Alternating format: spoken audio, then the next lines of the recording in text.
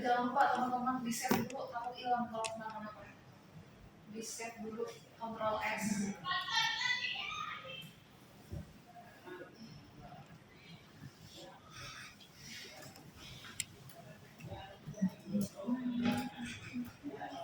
Di save dulu ya, takut kenapa-napa. Ya. Ya.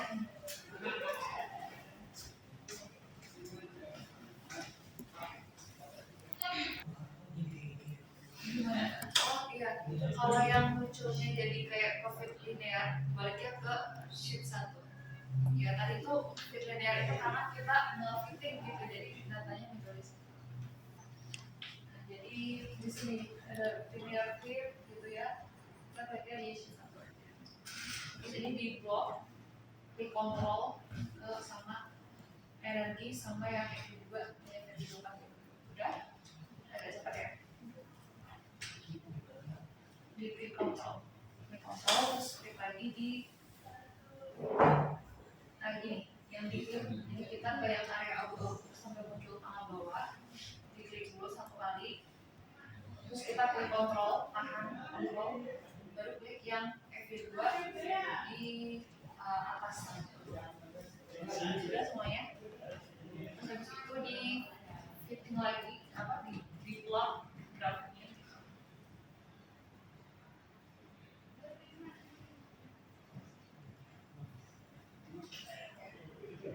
Terus ini ditebelin 1,5. Terus satuannya kan alpha hanya ya. Tadi kan agak rumit cara kita untuk memudahkan hidup nih. Nah, kita bisa ya betul di copy dari sini nih, Ctrl A, Ctrl C,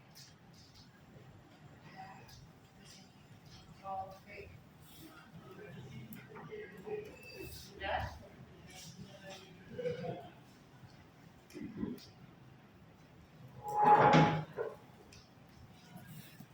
Udah ya. Terus kalau udah, ini di grafiknya di apa ya? Ditutup gitu ya.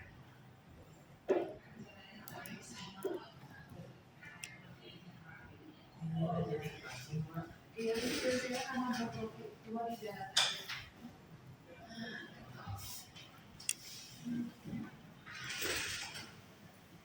Udah semuanya.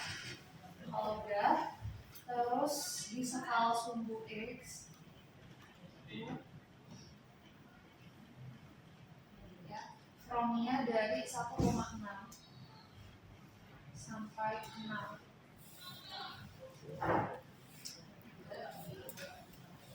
Terus yang vertikal tuh-nya dirubah ke 50.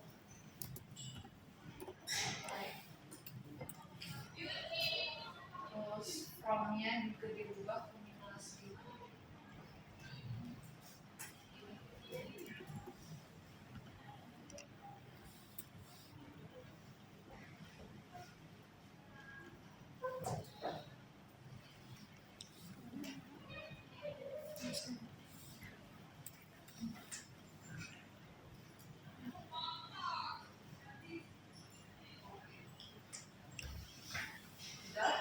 Terus di kiri kanan di luar ini, di luar terus di fit page to layers, border width-nya 0.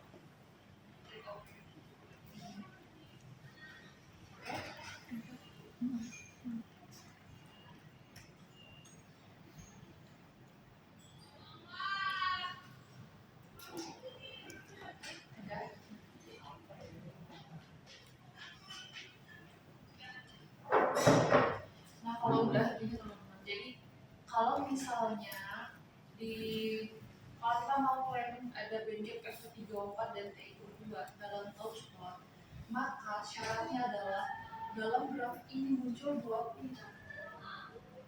Puncaknya F34 dan puncaknya TIO2. Tapi kira-kira di sini siapa sih yang punya puncak? Ini ada, anggaplah di sini ada 1, ada 2. Kita konfirmasi lagi, kita cari di referensi itu di Google. Jadi band gap TiO2 itu berapa? Band gap TiO2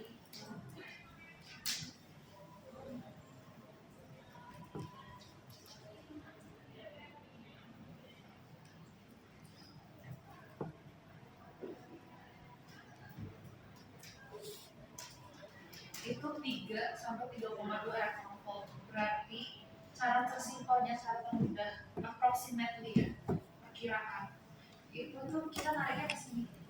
Jadi kalau lihat ada puncak, ya kira-kira di mana gitu.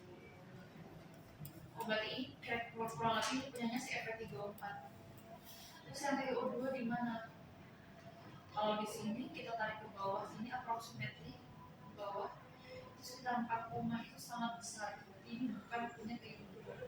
Jadi yang bisa kita klaim di sini adalah band gapnya si Fe34-nya aja yang muncul. Terus TiO2-nya di mana? TiO2-nya di sini nggak muncul puncak di sini, berarti nggak bisa dieksploitasi. Nah, kita bisa nanti analisnya Fe34. Kalau syaratnya TiO2 harus muncul, maka ya sudah muncul puncak. Tapi di sini kayaknya ada puncak ya, tapi dia sangat kecil. Kalau sangat kecil kita nggak bisa ekstrapolasi, itu ada batasan. Ada batasan kapan kita nggak bisa mengekstrapolasi. Makanya bisa ditarik. Terus nanti tinggal diatur scale-nya kayak tadi di area sini, diatur sekitaran berapa lah. Ini sementara udah 6 menit lagi aku mau menjelaskan secara teori singkat. Nanti dilanjutkan PR gitu ya. Bisa ditanya ke masing-masing PIC kalau misalnya ada apa-apa yang. Nah, terus sampai sini dulu aku mau menjelaskan secara teori. Jangan lupa disimpan teman-teman.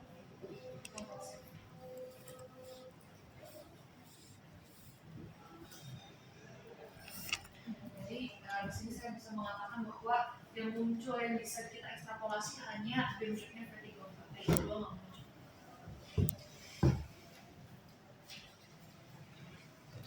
Jadi ada puncak, nah pas turun ya, di tengah-tengah pas turun di sini, nah ini baru di ekstrapolasi ini ya.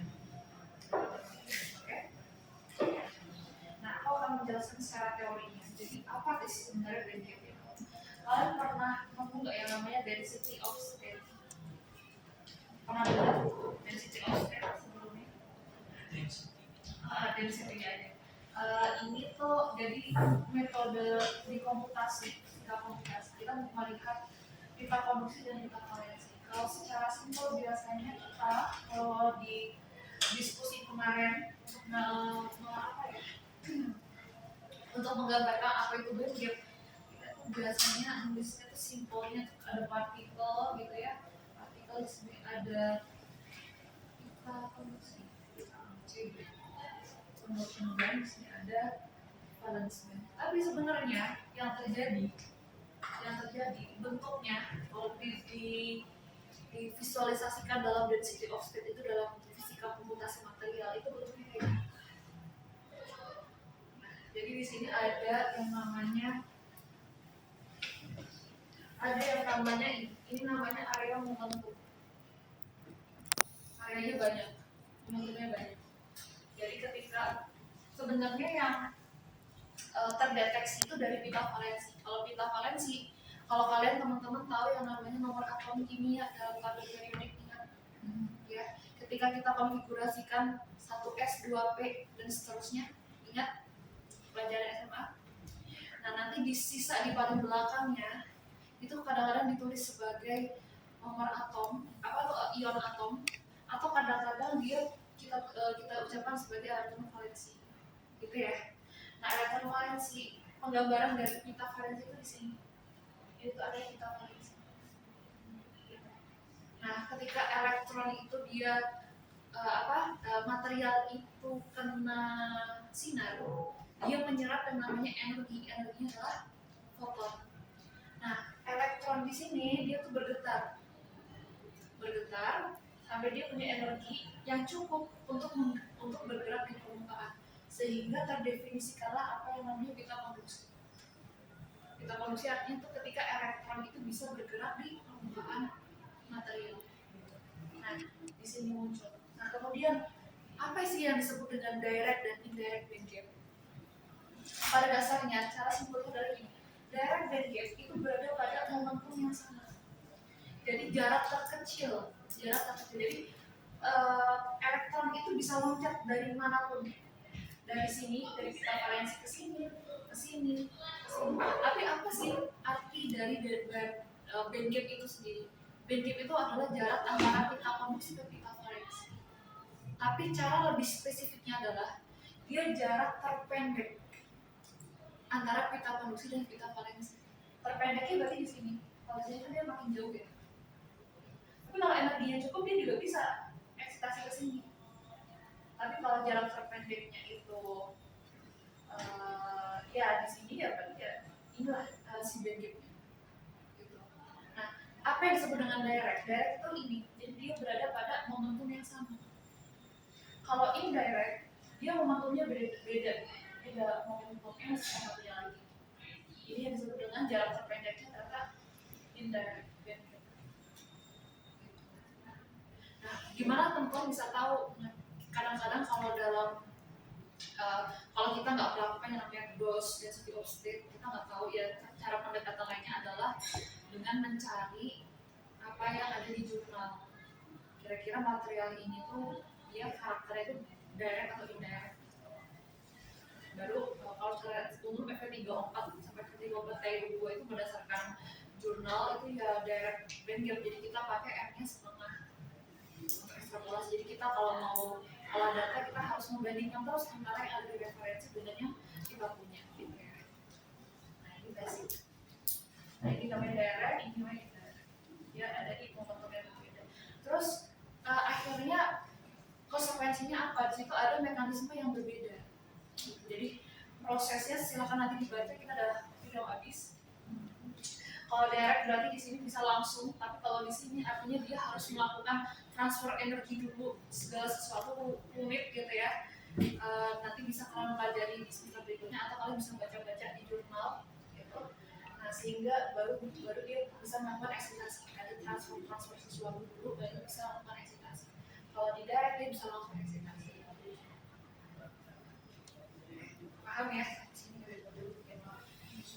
Artinya materi olah data pada pertemuan hari ini untuk divisi sudah selesai. Nanti kalau ada sesuatu yang mau ditanyakan, monggo bisa bersedia untuk diskusi. Gitu? Ya, terima kasih.